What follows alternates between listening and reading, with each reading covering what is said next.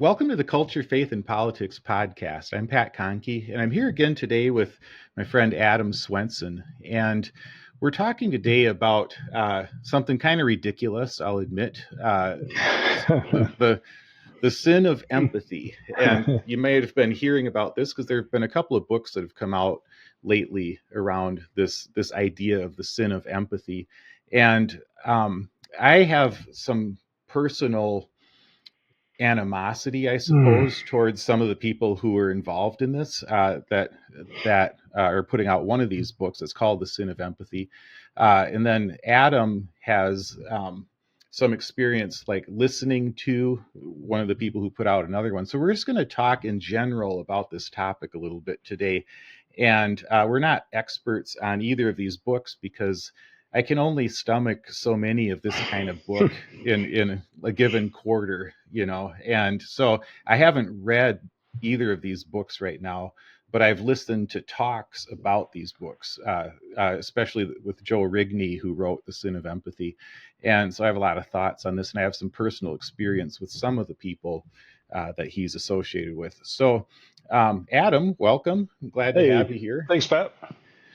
Yeah, and the reason we wanted to jump on and do this, even without having read the books yet, is that it just seems pertinent right now. And you had an experience not too long ago that I think would be exactly what somebody like Joe Rigney is warning us against, and maybe Allie Beth Stuckey is too with her book. So why don't you tell me about that experience? Yeah. And then we'll introduce people to these two books and then talk about them a little bit. Yeah, for sure.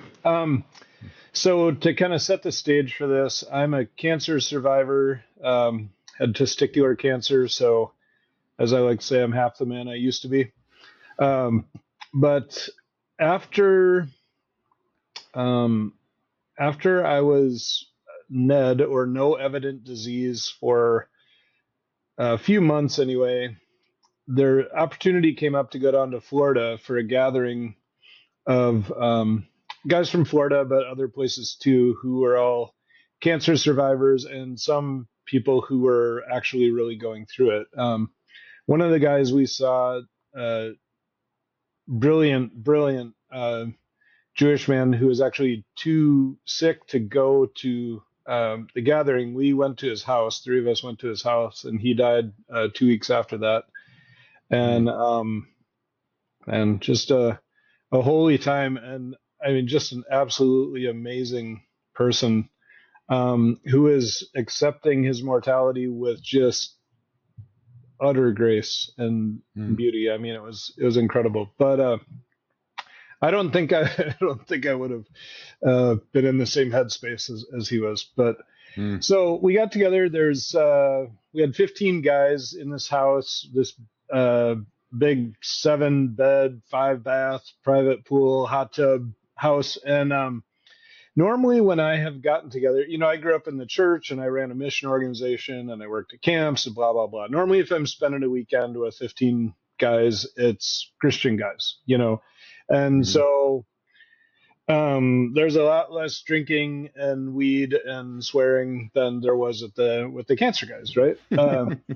And the thing with cancer guys is that it's something about it kind of breaks down some boundaries, maybe, or some sense of decorum. And you feel like, I think it's probably a little bit the same thing that soldiers report, wartime. You just kind of feel like you can talk freely. And I remember one guy, another brilliant guy, he's a therapist, 65, and he's gay. And I found that out while we were down there. And so we're sitting in this hot tub talking, and he kind of walks me through his story of coming out back in probably would have been the 80s down in Florida. And he grew up pretty, conservative Baptist. And so, he tried for a long time to just kind of deny that he was gay, and for, kind of suppressed it for years and years, and finally came out. And he said, coming out in very conservative Florida in the 80s was horrible, you know. Mm. And people talk about love the sinner, hate the sin. And he said this line that has just played in my head 1,000 times. He said, "Let me tell you, that's a distinction without a difference." Mm. I was like, Okay. man. So the point is, in his case, at least in the 80s in Florida, that line of demarcation was not a meaningful thing to him. He didn't. He felt very loved by his community, and once he opened up and talked about who he was, then he was shunned. And I Mm. just thought, as a Christian, I just don't feel that that's right. Like I,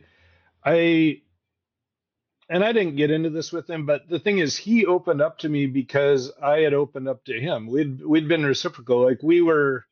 It was clear that we were friends. We had things in common. And I wasn't going to judge him, and he felt safe to talk to me in that way. And I lived up to what I essentially had promised to do, which was to be a non-anxious presence. A former pastor of mine talked about Mm-hmm. being a non-anxious presence, right?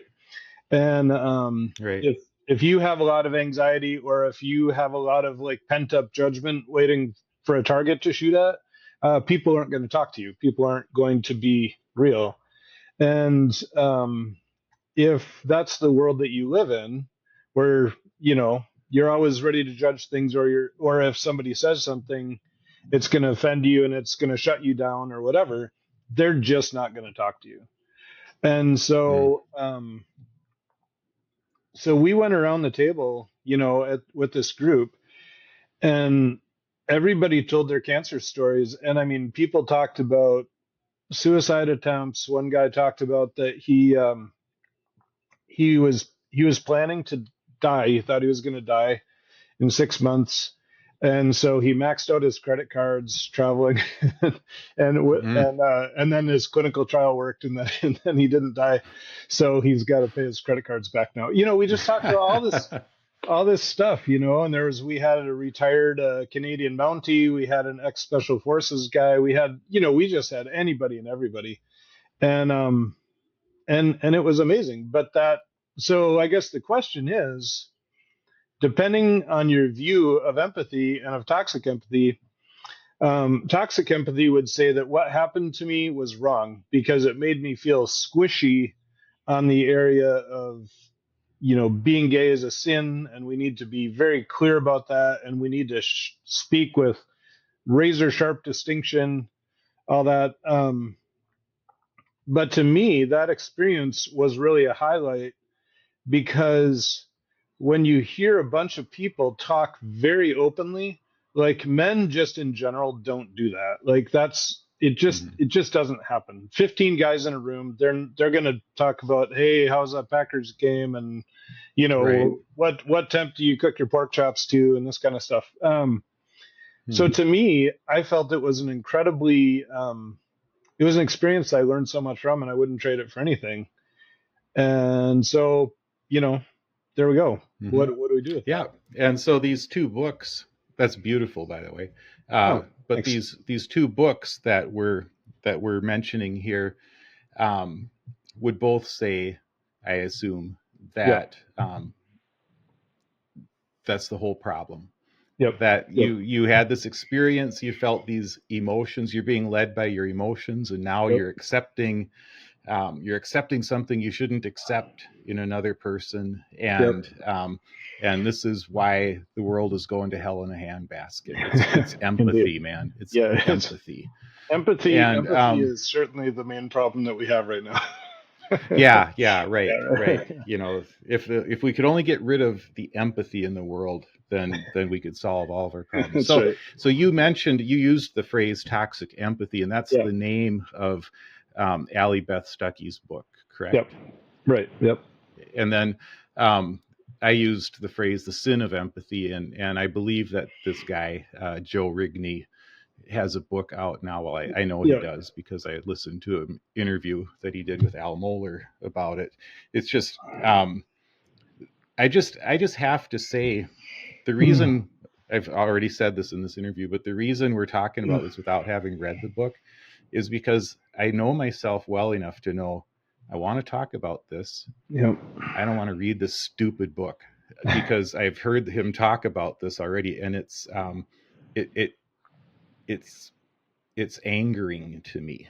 And so Yeah. it's like at some point I'll probably read it, but I don't feel like I have to read it because I've heard him talk about it enough. Right. And so I'm going to say a little bit about Joe Rigney because I have a feeling, I don't know Allie Beth Stuckey, I have a feeling that she saw an opportunity to make some money off of this when she heard Joe Rigney talk about it. Yep. I think he was probably the first one to do it because I heard him talk about this years ago.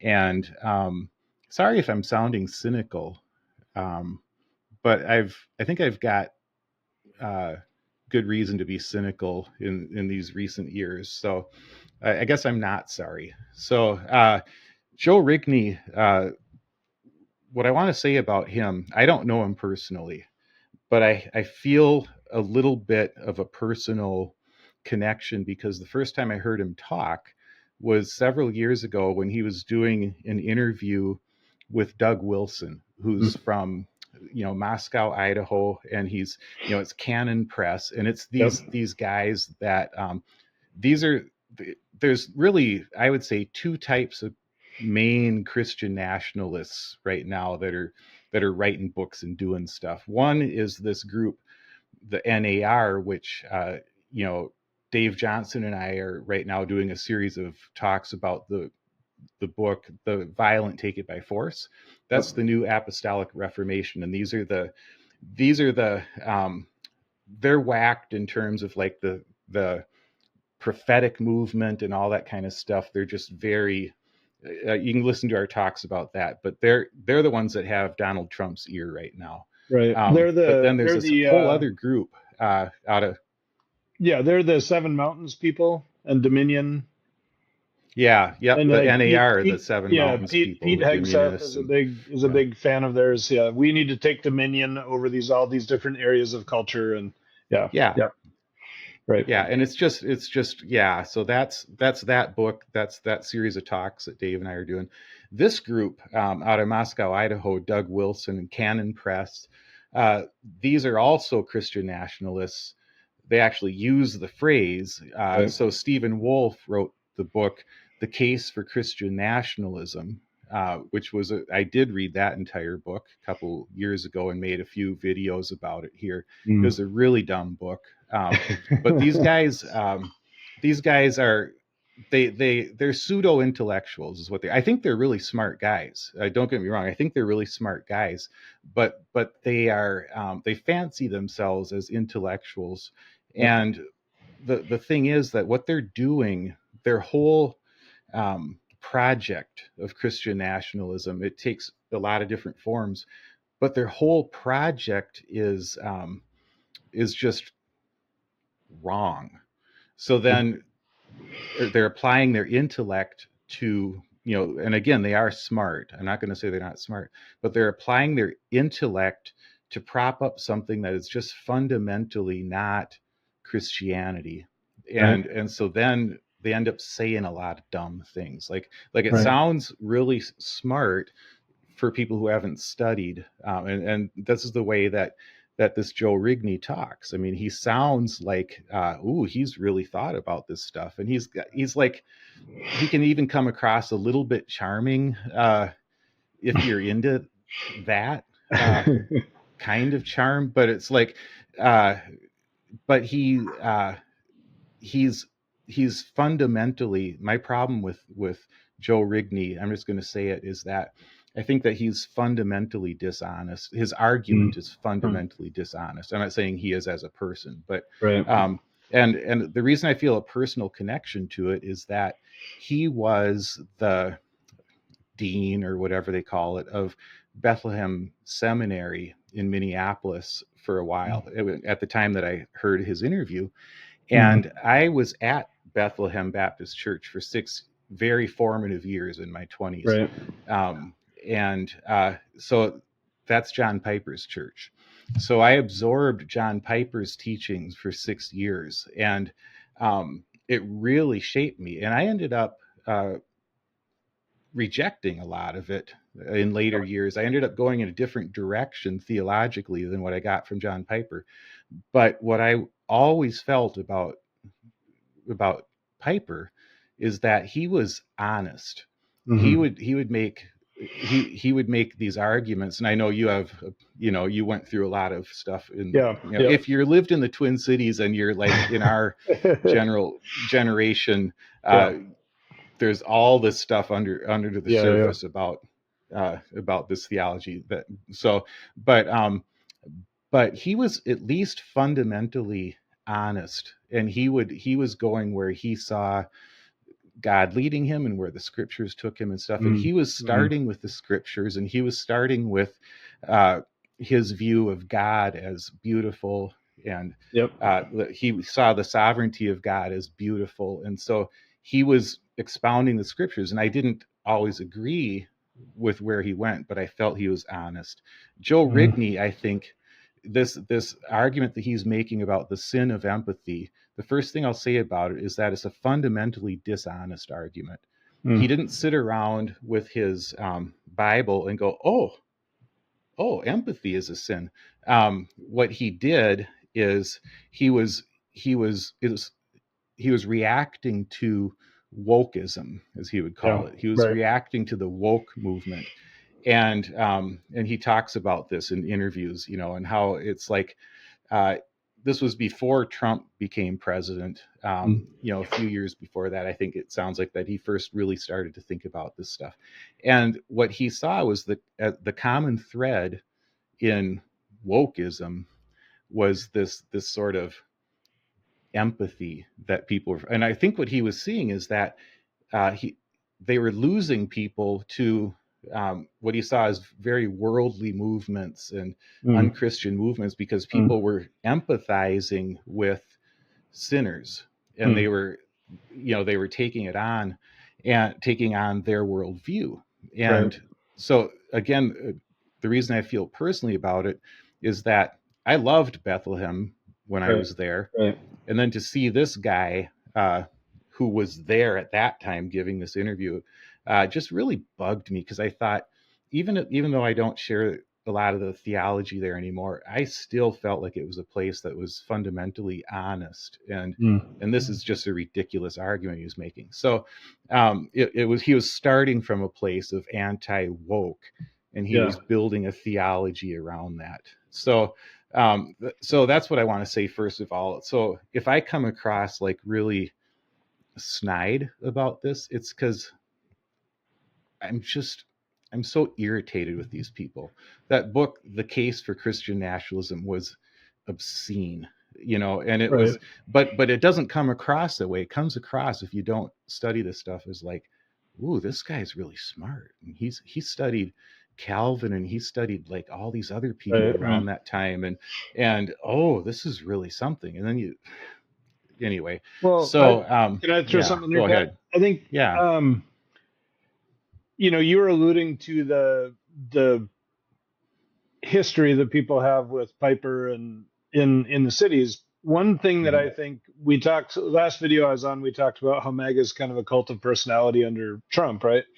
Mhm. And one of the things that happened, so I was going to Bethel College, now it's Bethel University, back in the late 90s. I was doing philosophy and theology, and then went to seminary and for Masters of Art in Christian Thought. But at the time, there was an there was a theological argument going on between Greg Boyd, who is an openist theologian, and John Piper, who is a strict Calvinist. Mhm. And I'm not going to get into the minutia of the argument, but I was very much in the whole thing because I was a philosophy and a theology major, and I knew people who went to Bethlehem, and I took a class with Greg Boyd, and I was going to Boyd's church, my roommate was going to Bethlehem, and it was this whole thing. Mhm. But as I saw that people, John Piper, incredibly smart guy, incredibly articulate. If you listen to him and you don't listen to Greg Boyd, you are 100% sure that John Piper is correct, because Right. he's 12 levels over your head on any of this stuff. You know, people Right. who aren't actually studying it. Same thing if you listen to Boyd, right?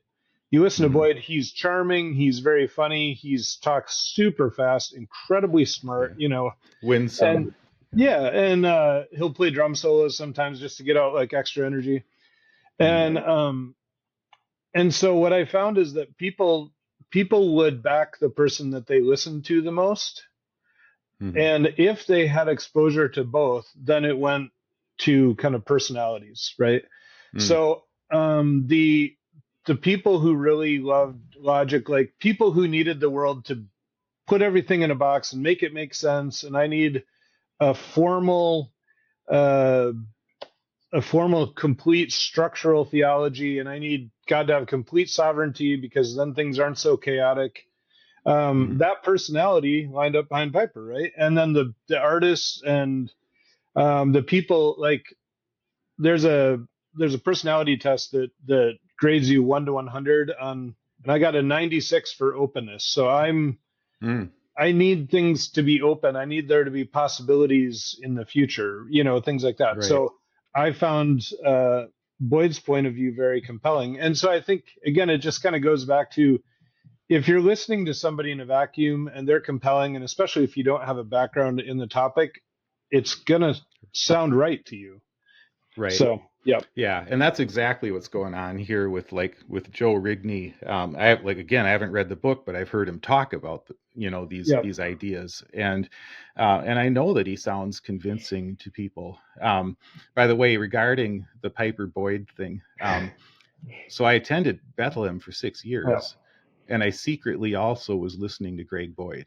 So Yeah. it's like I was getting both, which was really an interesting place to be. Well, So the other super yeah, funny go. thing with that is that's how we met each other, Oh, because right. my roommate was going to Bethlehem and he wanted me to come.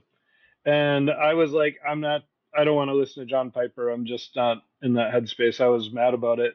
And so there was one time when Steve Treichler was preaching and you were leading worship. And so I Right. came then, and it was in like 1998. And then we got to know each other, and on we go. Yeah, and that's because for people who don't know, so I was a church planter, a pastor. So I helped Steve plant a church out Yep. of Bethlehem Yep. after being at Bethlehem for 6 years. And then after being at that church for 6 years, Steve sent me with a group out to St. Paul to Yep. plant the church that I ended up pastoring in the city in St. Paul. And so Bethlehem, John Piper's church, is a grandmother church to my church. So Yep. it's so all this. That's why I feel a little bit personal seeing, Yep. you For know, sure. yeah, and also at the time that they did this interview, the first one I heard where Joe Rigney was talking to Doug Wilson, it was during the it was after the George Floyd protests, Mm. but not Mm. long after, Mm. and it was so divisive, Yeah. like in the sense in some of those churches it was really divisive, and he was definitely coming down against the people who were marching with Black Lives Matter and stuff like that. Yep. And I was Yep. definitely like encouraging my kids to go march, Yep. so it's like I was just on the other side of that Yep. from Joe Rigney. And so when I heard this, it was like, ah, but so then I heard this interview between Joe and Doug. This was a few years ago, and so they were talking about empathy. And just to cut to the chase on his position, he basically says empathy is kind of a made up word. It came into the Mm. language back in, like 100 years ago or something like that, from the German. And he says it had to do with art at first, like that you're experiencing yourself in the Mm. art Mm. somehow. Yeah. And so it's not really a thing, sympathy is the thing. And then Doug Wilson would talk, just the vile Doug Wilson. And what I heard was, I'm sorry, but this movement, this Christian nationalist movement Yeah. out of Moscow, Idaho, is vile. Yep. And Agreed. so they're talking about it. And what I thought was, as they were talking about empathy, they sounded like a couple of guys who'd like never petted a dog, trying to Right. describe what fur felt like Right. and trying to Yeah. warn you against fur. And Right. like, somebody a couple of guys who maybe had never listened to music before, trying to describe Right. what Right. rhythm and melody are, and how Right. rhythm and melody are dangerous because they can hypnotise you. Yeah. It's Yeah. Yeah. Yep. like they sounded like pseudo intellectual dorks, and Yep. that's, my opinion hasn't changed from listening more. And so so but Rigney's main point, I guess, to be fair, he has a point. It's just not a good one. But his point is that, we're kind of, the way to be helpful as a Christian is to be Mm. sympathetic, not Mm. empathetic. And Mm. like, the way he described it is like, if someone falls into a river, in that interview that I heard him, if somebody falls into a river, you don't jump in the river with them. You Mm. stand solidly on the shore and you reach an arm or you pull a stick out for them. Mm. But it's like that preserves, and he uses the hierarchical relationship of, you're the one on the solid ground, and you must never Mm. forget that you're the one on the solid ground, Mm. and you're, reaching, Mm. for them. And he says empathy is jumping in with them. And empathy is fundamentally not jumping in with them like that. Right. It's just, that's Right. not what Right. empathy is. Right. Right.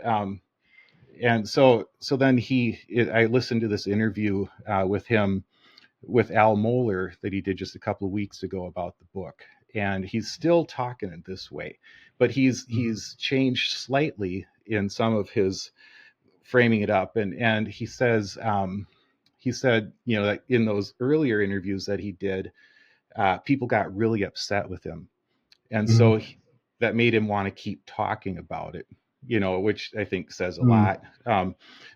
But it's like, Oh. part of it, he did say, was so that he could, in fairness, so that he could explain himself better. But there's a twinkle in his eye when he talks about the way people get upset with him. And that's Mm. something Yeah. that fits this whole Moscow, Idaho Canon Press, Christian Right. nationalist thing. They love getting under people's skin. They would love Right. the fact that I'm getting irate right now, Right. Like because that's, Allie Beth Stuckey was like this too. I was listening to a podcast of her, and she was saying Trump 2.0 is so much better than Trump 1.0 because he just doesn't hold back. He gives it to people with both barrels. So she was talking about the confrontation with the governor of Maine and how he said, "Hope you like life after politics because that's going to be soon and you're going to be out." right. And she was like, "It's Yeah. it's good. He's finally speaking the truth." Right. I'm like, "Oh my Yeah. gosh." Yeah. And these Yeah. people, for instance, they just brought Andrew Tate back to the United States, who, I know. was Yeah. like being charged with, sex trafficking and stuff like that in Romania. He comes Rape. back, and Yeah. they're like on stage with him, some of these, high up Yeah. mega people, and Right. it's like, there is a deadliness to their worldview, that is just so dark, Right.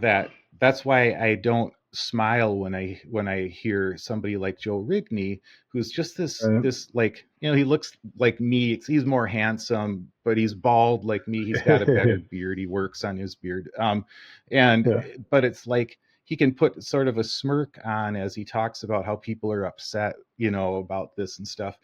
But it's coming from a place of such pride, that in the rightness of their cause, Right. that, so what if we upset people? That's good. That means we're, Right. they'd be the type that would say, well, we must be over the target then, if people, Yeah. Yeah. Well, so yeah. yeah. One of my favorite quotes is it's attributed to Oliver Wendell Holmes, but it's unclear if he's actually the one who said it. But the greatest obstacle to discovery is not ignorance, but the illusion of knowledge. Right? Because Mm. once you think that you know a thing, then it's settled, and you don't have to keep looking for the answer, or you don't even think maybe I could maybe I could learn something. You completely lose the posture of epistemic humility. And I think that's the difference, really, because like when I was talking with the guys down in Florida, I came into this with the perspective of we're brothers who have gone through cancer. We're going to support each other, and I'm just going to be open to learning stuff. So I talked to the Canadian Mountie about differences in law enforcement in Canada and in the U.S. And I talked to the ex Special Forces guy about Special Forces stuff. And so I always come at a relationship with someone saying, if you can learn something from me, great, but I'm sure that I can learn something from you because you've had a different life than I've had. So I think when you Mm-hmm. just sort of close the book on something and you think that's it, I know this, well, you don't. I mean, I can guarantee, I'm learning stuff Yeah. all the time, every day. And it's just something that fundamentally bothers me on a deep level. Right. Right. Yeah. So just to be fair, I'm going to read some of Joe Rigney's own words about how he talks about empathy here, so Yep. that it's all just not just me saying, "Hey, this guy's an idiot. Don't read his book." Sure. Yeah.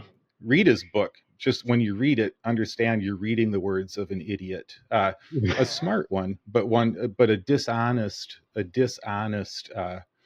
person. He's not dealing honestly with the text and with Right. I'll just read what he's saying here. Okay. So he talks about how the sin of empathy is like the sin of fear or the sin of anger, and he had a student point this out to him after he had said all this stuff about the sin of Mm-hmm. empathy. Mm-hmm. He said it was really helpful that a student of his pointed out, well, really, it's like the sin of anger or the sin of fear, where it's like an out of control passion, one that's not being regulated. I'm thinking, yeah, Mm-hmm. so he backed into that. First of all, that wasn't what Yeah. he Right. Right. Yeah. originally was saying, Yep. but he backed into that. But what he does then is he says that he compares empathy to compassion, and compassion is the good Mm. biblical thing, and empathy is different. But he says I realized actually that's the right category. This is a passion, and like all the passions, it needs to be governed, and if it's not governed, it becomes destructive. And so that was a key moment in my own Mm. thinking. It was realizing the passions rage, and the reason empathy in particular I think is so dangerous is because it's about the sharing of passions. You feel something, and then I feel something, and whatever you feel I need to feel, and I get kind of sucked in, and you lose sense of boundaries, a sense of, or you Mm. lose sense of boundaries, a sense of identity, a sense of what's good and what's bad, because the feelings and the emotions are now in charge and running the show. And I think as you see the late 20th century, early 21st century, especially, this is the feelings were in charge. Passions were running the show. So, Mm. so then he goes on. He talks about how this then is what screwed up everything about manhood and womanhood, and Yeah. and all these other controversies. He's definitely on the side of manhood, um, and Yeah. and then he said the common thread underneath all of that was that the victim was always right. The Mm. alleged victim's always right. The proposed victim is always right, and you can't question or challenge or anything, because to do so would be to be heartless, not empathetic. So Mm. empathy became the steering wheel by which opportunistic people took advantage of Christian soft-heartedness. So that's kind of like I'm saying, he kind of backed into this, Mm. like Yeah. because he's opposed to all of these, what he would say, these liberal, these progressive, these woke things, and it's empathy was sort of the way into it. And so then he describes empathy as opposed to sympathy, and he says the idea was that sympathy or pity, which is you were usually used interchangeably.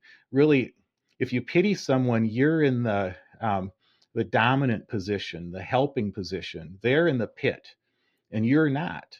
And that kind of asymmetry for sufferers and for some people who are trying to help them was kind of intolerable. And so empathy was regarded as a kind of improvement, where you don't stand outside the pit and try to help someone, but you actually jump into the pit with them. Um, so, and then he talks more about that. And what I want to say about this is where sort of the fundamental dishonesty comes in, is that Mm-hmm. he talks about compassion, how Jesus had compassion, and empathy is different because you're jumping in like this. And what I want to say is, anyone who has any training in counseling, anyone who has any training in like the helping professions, completely understands that you never jump both feet into the pit Right. Right. with the person. It's like I was saying, a person who's never petted a dog trying to describe fur. He's Right. just he's talking about something he's never thought about before, and to him it's this like revelation. Right. But Right. then he's putting this dark spin on it. But if you're in the helping professions, you don't jump in with both feet. You always maintain your own identity. You Yeah. always empathy isn't to lose your identity in someone else. Right. Empathy No. is not Right. to lose sight of your own moral core, Yeah. your own identity. It's none of that. And so he's describing something that every first year student of any sort of like helping Right. profession would understand. And then he's twisting it to basically throw the entire idea of empathy out, instead of, Right. like, you don't call it the sin of empathy unless you're trying to undermine the whole Right. thing. And here's where the fundamental dishonesty is, and then I'll let you go. The fundamental dishonesty is that his project is not about helping his listeners to be rightly compassionate. His Mm-hmm. Mm-hmm. project is about protecting them from wokeness. Right. And Yep. empathy is a threat to his project of protecting them from wokeness. And so he wants to throw out empathy, and he has to create this intellectual rationale for doing it and say, oh, obviously compassion is good, but not this other thing. And Yeah. really, no, it's not that he's trying to build compassion. And what I would say is the people, his audience, Yep. are not in need of more arguments about not being compassionate. They've got that down. Yeah, they've got that figured They out. they understand how to do that. I know these people. I Right. know these people. Yeah. They I do understand too. how Yeah. to do No, the I get it. non-compassionate thing. So anyway, that's the problem I have with it. So Well, anyway, let me say. sorry for the rant, but there you No, go. you're good. Couple things. I mean, just from my own personal experience. So two things, and I talked about this on the first podcast we did with Melvin, but I went through in 2008. I went through the experience of losing a son, and um, people and empathy. If people could have empathy for me in that situation, it was the most incredible thing, because there were people who would sit in a position of trying to fix it. Like he talks about being the one being able to help. There's nothing to help. Like my son died. I mean, unless you've got a way to, there's nothing to do. I don't need you to Right. do anything. I just want, it's the thing with Job's friends when they sat with him around the fire in sackcloth and ashes, they were doing the right thing. When they started talking, that's when everything went sideways. And there are people who understood that. I remember my sister-in-law. We went out to a pool party at their house, and she said, "Hey, there's a chair over here there's this little gas fireplace, and there's a chair over here. If you want to just be by yourself, you can do that, and I'll just kind of keep drinks coming." And I said, that sounds good. And she understood. And she was the type of person who could sit down and I could talk to, because she's not trying to repair anything that can't be repaired. Because that, when that happens, that's because the other person can't handle the situation. And so now actually what's happening is that the level of things being broken for me is distressing for them. And now I'm trying to help them. because they're not able to Right. relate. And I'm like, that's dysfunctional. And it was the same thing. It was the Right. same thing with cancer. You know, people would talk about, I've been completely healthy my whole life up until I had cancer. And my wife and my daughter both have some pretty significant health challenges. And I did not understand, I couldn't empathize with their health challenges until I was laying there on the couch. I was recovering from surgery. I had a 6-inch scar up my abdomen. I had it two thing. There were two open wounds. I had this pain pump, and I just couldn't move. I couldn't do anything, and I was like, now I finally get it. And actually, our relationship improved dramatically. My relationship with both of them improved dramatically because I finally understood. I finally got from the point of thinking that I understood and still trying to impose my views of the world onto them in a thing that fundamentally didn't work because my body works well and their bodies don't. And so when Mm-hmm. I'm trying to impose this thing onto them, I'm just creating problems for them all the time because every time they have to explain, no, we can't do that. I'm sorry, that doesn't work. And finally, when I'm flat on my back with cancer, recovering from this major surgery, I finally get it. And the idea that that is a problem, that's that's Right. the thing we need more of. Like that's what helps the men with cancer who are making it. And I mean, I know multiple guys right now who are they're in the end stages, you know. And this is the best thing we can do for them because they don't feel alone with it. They feel seen and they feel heard. And Right. that's literally the only way to help. You can't there's nothing else that you can do. And the idea that we're going to remove that, like that's a part that we need to cut out of our personalities, and that's a part that's we need to cut out of our Christianity. I don't think um I've never ministry for me has never been better than the times that I was the most broken, like after my son died, Mm. because I was I exuded empathy. I was empathy because I was going through so much myself that when somebody else was going through something, I could relate and I could understand it. And that breaks down walls like you wouldn't believe. And then we can have real honest talks because Right. until you get to the point that you can have an honest talk with somebody, you don't know them. Period. Right. And so I think a lot of people in ministry, when you talk about, I mean, boundaries are good, right? Granted, I'm not going to say boundaries Sure. aren't good, but if you are constantly keeping people at arm's length and you've got your firewall, set as high as it'll go, so no, whatever gets in, people just aren't going to talk to you, and you will not actually understand what they're going through. Right. So, Yep. Yep. And so what I see with this is like, so there's a couple of different dangers here. Obviously, yeah, one of the dangers is that it, so what is he protecting us from? He's protecting us from wokeness. Okay, that's what right, he's trying to sure. do. But the danger here is, and by the way, I don't have a problem with wokeness. I'm just gonna, I only Yeah, use, I, yeah, I just want to say that anyone, any white person, I'm just going to say this since I'm yeah. on a roll tonight. Might as well double down, This is what Pat. happens when I go off script. Yeah, This is what yeah, happens. It's, yeah, anyway.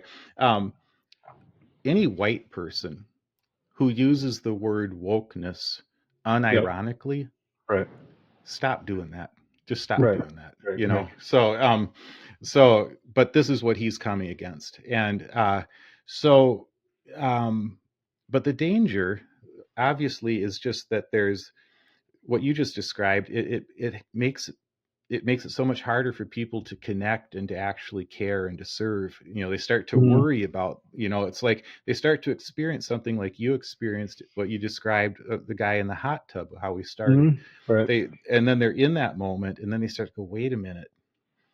Oh, I'm feeling something like love for this guy. Yeah, And I'm friendship. feeling How something dare like, I? yeah, I'm feeling something Yeah. like acceptance. Yeah. I'm accepting him as a human being, and oh, Don't do that. ooh, Don't do that. Yeah. right. So there's that danger, just that it makes us less human, when we Yeah. start questioning like our fundamentally good impulses. But then Yeah. the second danger is much darker, Yep. and this is why I get so irate about this Moscow, Idaho Canon Press, Doug Wilson, Stephen Wolfe, all these Christian nationalist people out of that Right. wing, and there's others. Uh, the even deeper danger is that this is one of the prime markers of fascism. When you Right. when Yep. you so if you have empathy, if you have compassion for the other, fascism dies. Yep. Fascism is it depends upon your hatred, or at least your distrust or your fear of the other, and Right. and that's where the power of it comes from. That's where the Right. power. That's why it's not like you look at Trump, and it's not like he's going to solve some sort of like issue with migrants and then Right. stop talking about it. Right. No, he No. can Right. never solve it. It has to Right. always be there, because that's where the energy comes from, the Right. fear, the Yep. anger, the hatred. And so He empathy just positions completely everything. undoes the, yeah, Yeah, he yeah, positions everything as an existential threat. If we don't solve right, this, you're not going to have a country anymore. And right, and he talks about immigrants that way, and and that's why he talks about them being murderers and rapists, and he's, you know, 10 million of them, they're all murderers and rapists, and I assume a few good people got in too. I'm like, right, he sounds like it's right, 9 million murderers and rapists, and when it's like it's and the thing, and I mean that really right, goes to the heart of this, because I mean exactly what you're saying. My whole problem with deportation is my neighborhood is, a quarter-ish, maybe a third Latino. We've lived here for 12 years. I have had thousands of interactions with Latino folks in my neighborhood and never had a bad one. They're just mm, honest, family-oriented, Christian, hardworking, funny people who have served me many meals. And I'm like, if we right, get, and it's to the point that I'm like, if they're here and they have a family here and they're working and they're being productive and they're part of our society and they're not causing trouble, let's open up more paths to green cards and citizenship, because they're clearly not a problem. I've lived with them for 12 years, and that's why this whole deportation right. thing is just drives me up a wall, and especially the language, because like you say, it's dehumanizing language. That was, I mean, not to But talk that's Hitler, the because every, fuel. yeah, It's right, yep, yep, but that's the fuel for the movement. So yep, they can't solve the problem, and they can't talk nice about it, because then it's like the car runs out of gas. right, The right, project the project just comes to a halt. They need that fuel of the anger and the hatred and the fear and all of that. And man, if you start teaching people how to empathize with the other, then it's like you're just running your tank out of gas or whatever. And well, and it's yeah, interesting. I think it's showing how little the plan is defined by opposition to this thing, right? But there's not really a positive plan of like, here's the things we're going to do to govern responsibly.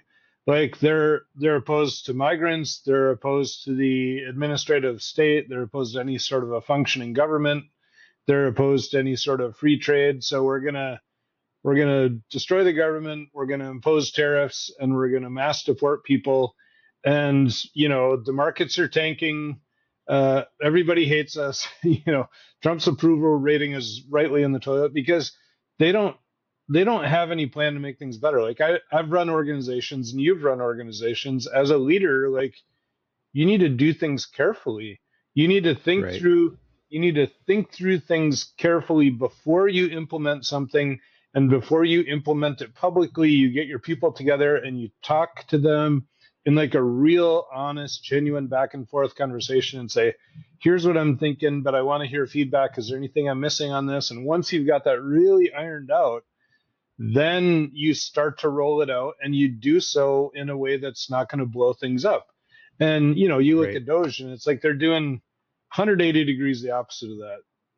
Right. And so it's just it's so motivated by anger and Hmm. wrecking things that they're Right. wrecking things. But this is where we Yeah, live, it's not guys. motivated by yeah, it's not motivated by cost savings or something No, like that. I've yeah, heard people say, yeah, I'm surprised at how clumsily Elon Musk is approaching this.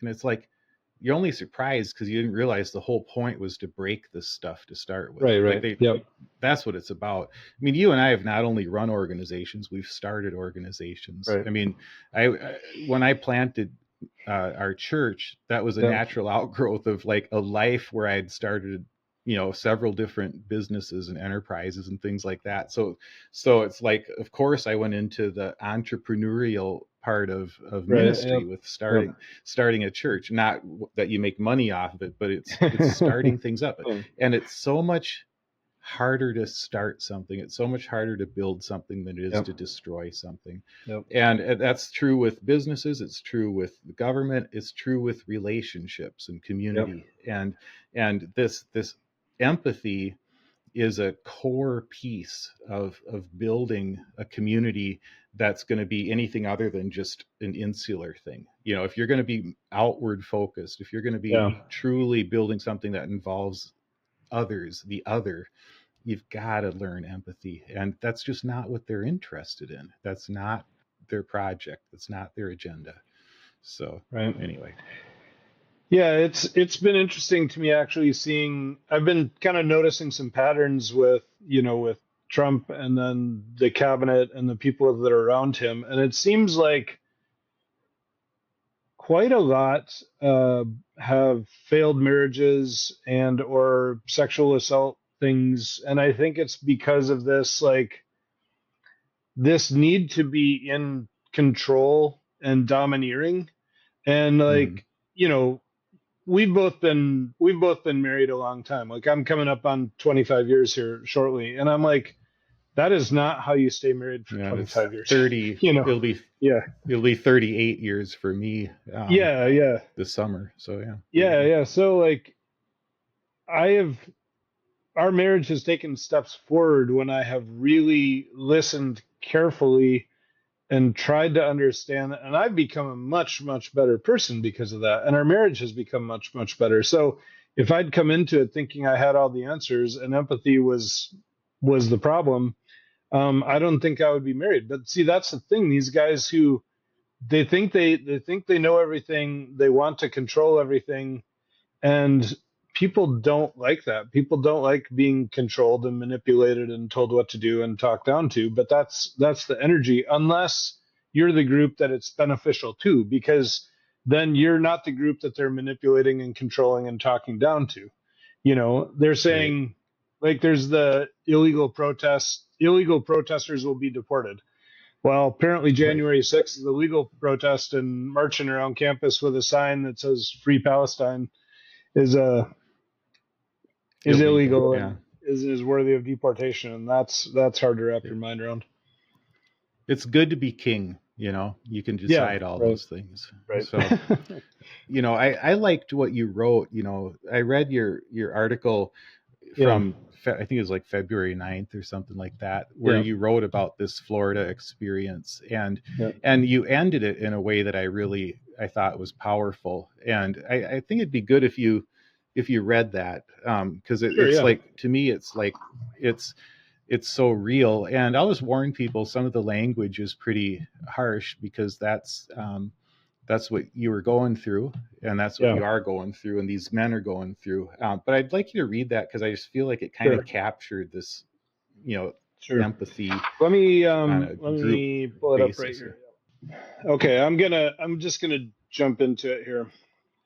I had the opportunity Mhm. this weekend to have real talk with men in different demographic categories than me: Northern, Southern, straight, gay, Gentile, Jew, non addict, addict, civilian, special forces, American, Canadian, married, divorced, parent, non parent. healthy hospice. You have to find the right conditions to allow you to rethink your beliefs. You have to give yourself the permission to throw out the old, to admit to yourself and others that your views were wrong, or at least incomplete and possibly harmful. You may find the courage to adopt new beliefs slowly as you find things that are A, true as best you can tell, and B, are constructive and helpful. This is a vital task. It is a truism that we become our beliefs, and that strong, misguided belief does most of the harm in the world. What can bring together men who have little or nothing in common? In our case, cancer. The fact that we all were, are, or are about to be fighting for our lives is the salient piece. And we find a way to be honest with each other. We talk about neuropathy and how we can't open bottles and cans or wear socks in the winter. We talk about divorces, failed relationships, and exes who are worried about what will happen to their finances after we die. We talk about marriages that are going well and second marriages that are going well. We talk about our suicide attempts in rehab. We talk about the credit card bills we ran up when we were sure we would die, and now that we're not dying, have to repay. We talk about shitting into a bag and how you can clear a room when you burp it. We talk about what it means to not have a rectum or a prostate. We talk about treatments and second opinions.